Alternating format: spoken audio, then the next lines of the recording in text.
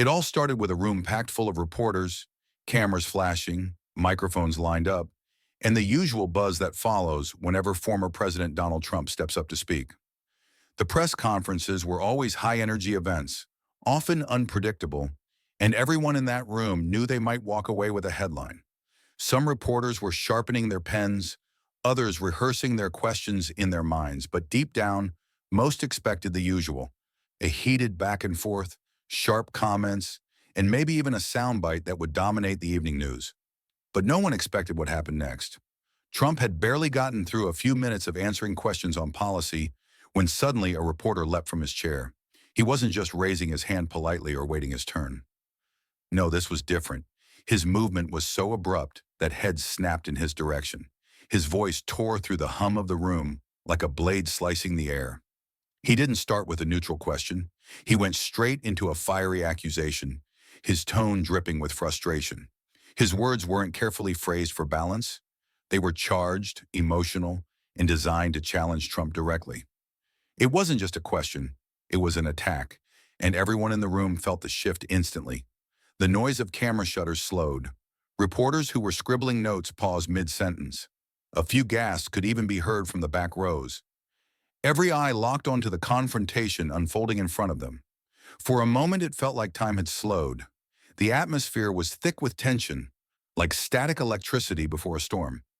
Security guards near the edge of the room tensed, their eyes flicking from the reporter to Trump, ready to step in if things spiraled out of control. Most people there thought they knew what would happen next. Trump had built a reputation for being quick with sharp comebacks, often throwing reporters off balance with a biting remark or turning the room against them with a single line. That was the playbook everyone expected him to use. But then, something unexpected.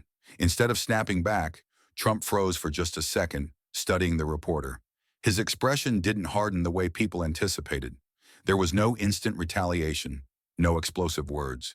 He simply paused, letting the silence stretch longer than anyone was comfortable with. That pause, that moment of calm after such a heated outburst, left the entire room stunned. You could almost hear a pin drop. The reporter's voice echoed across the room, filled with raw frustration. His tone wasn't that of a journalist seeking answers. It was the voice of someone demanding accountability, pushing hard and refusing to hold back. Each sentence landed like a hammer, striking at Trump with accusations of dodging responsibility, twisting facts, and avoiding the truth. The intensity of his words wasn't just aimed at Trump. It was aimed at the cameras, at the audience who would later watch the clip from their living rooms, offices, and phones. This wasn't just a question. It was an attempt to corner Trump in front of the world. And that's why the room's energy shifted so sharply. Other reporters, who were usually quick to interject, stayed quiet. Their eyes darted between the furious reporter and Trump, waiting to see how this clash would unfold. It was as if everyone in the room understood at once. This wasn't just another exchange. This had the potential to explode into one of those unforgettable press conference moments that people replay for years. In situations like this, things can spiral out of control in seconds. A single spark can ignite headlines that last for weeks. And with Trump's well-known history of responding to attacks with sharp comebacks, everyone braced themselves for the impact. Would he fire back with an insult that would silence the reporter? Would he cut him off mid-sentence with his signature, "Sit down"? Would the room descend into a shouting match? But what happened next was not what anyone expected. Trump didn't slam the podium or raise his voice. He didn't fight fire with fire. Instead, he paused. He simply stood there, motionless for a brief moment, letting the tension hang in the air like a heavy curtain. That pause, though only seconds long, felt like an eternity to those watching. Then he leaned slightly forward on the podium, his eyes fixed on the reporter, not with rage, but with focus. When he finally spoke, his voice was lower, calmer, almost steady in a way that clashed with the storm of emotions in the room. It was a deliberate choice. Instead of amplifying the anger, he diffused it. His calmness stood in such stark contrast to the chaos brewing in front of him that it immediately caught everyone off guard. The silence broke, but not with more shouting. Instead, the room shifted, leaning in closer, waiting to hear what Trump would say next. With the reporter still fuming, his words still echoing in the air, Trump raised his hand. Slightly, it wasn't a dramatic gesture, just a subtle motion, almost like a teacher signaling a noisy classroom to take a breath. It said without words, "Let's slow down." He didn't raise his voice. He didn't hurl back an insult or throw gasoline on the fire. Instead, when he finally spoke, he chose simplicity. "I understand you're frustrated, and I respect that. But let's talk about the facts." Those words landed differently than anyone expected. It wasn't what the reporter anticipated, and it wasn't what the room predicted either. The anger that had seemed like it might dominate the entire press conference suddenly seemed to lose its momentum. The sharp edges of hostility began to soften, replaced by a curious silence. By choosing calm over confrontation, Trump flipped the script entirely. What could have turned into a verbal brawl instead became a lesson in control. The cameras zoomed in closer, capturing every expression, every pause, because this wasn't the scene anyone thought they would be watching. Trump then did something even more surprising. He actually answered. One by one, he took apart the reporter's accusations. He didn't rush through his points. He didn't cut corners. He laid out his stance clearly, almost methodically, as though he wanted every word to stick. There was no sarcasm, no mocking, no nicknames. Just a steady tone, backed by confidence. It was as if the tension had slammed into a brick wall of calmness and simply had nowhere else to go. The furious energy in the reporter's voice had met a response it couldn't feed off of, and it weakened in the process. The room felt it. The other journalists noticed it.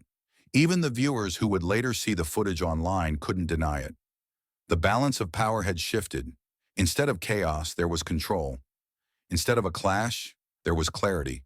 And in that moment, whether you agreed with Trump or not, it was hard to ignore the fact that he had completely reframed the conversation.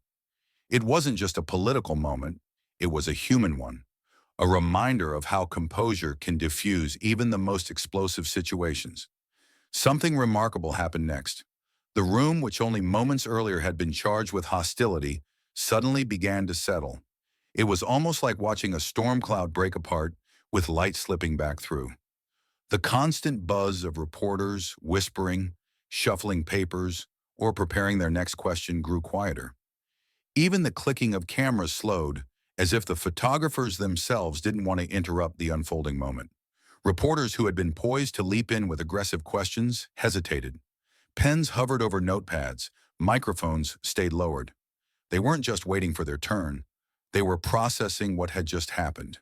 The atmosphere had shifted from confrontation to something far more rare in that room: attentiveness. The reporter who had started it all looked stunned. He had come in swinging, loaded with energy and ready for battle. His plan, clearly, had been to draw Trump into a fiery exchange that would dominate headlines. But instead of a verbal slugfest, he got something completely different: calm, direct acknowledgement. That wasn't what he expected, and it showed. His shoulders relaxed slightly. The sharpness in his eyes softened. When he opened his mouth again, his voice wasn't booming with outrage. It was steadier, quieter, more controlled. Instead of shouting his follow-up, he asked it like a normal question. The shift was undeniable. And here's where the real transformation happened. Trump's calm response didn't just affect the angry reporter. It rippled across the entire room. One by one, reporters who had been preparing to attack changed their approach. The hostility that had been building like a wave turned into curiosity. Instead of plotting the next gotcha moment, people started listening, actually listening to what was being said. The cameras caught it all: the raised eyebrows, the exchanged glances, the quiet nods. For viewers at home, it was clear something unique was unfolding. The tension that could have spiraled into chaos had been stopped in its tracks. For a press conference that seemed destined to erupt into shouting, Trump's decision to stay calm became the anchor that held everything together. That one moment, one choice, transformed the event from a battle of voices into a controlled, measured exchange that nobody in the room would forget. By the time the press conference wrapped up, the story was already racing beyond the four walls of that room.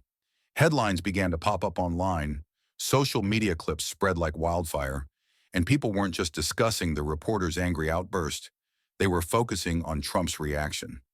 That was the moment everyone remembered, the moment that defined the entire event. Commentators across the spectrum weighed in.